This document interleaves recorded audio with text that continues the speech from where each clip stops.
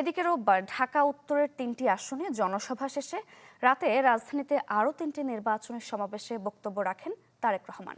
ঢাকা ১৩ আসনে ধানের শীষের প্রার্থী ববি হাজ্জাজের পক্ষে শ্যামলী ক্লাব মাঠের জনসভায় বক্তব্য দেন বিএনপি চেয়ারম্যান। বলেন, বিএনপি ছাড়া আর কোনো দল জাতির সামনে সঠিক পরিকল্পনা উপস্থাপন করতে পারেনি।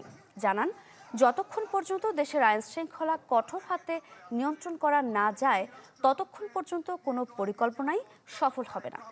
বিএনপি এমন বাংলাদেশ গড়তে চায় যেখানে ঘরে নিশ্চিন্তে ঘুমাতে পারবে। এরপর তেজগাঁও পলিটেকনিক ইনস্টিটিউশন মাঠে ঢাকা ১২ আসনের নির্বাচনী জনসভায় যোগ দেন।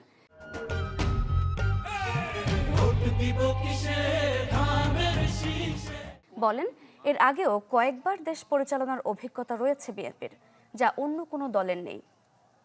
এই নির্বাচনকে মানুষের ভাগ্য পরিবর্তনের ভোট বলেও মন্তব্য করেন তারেক রহমান।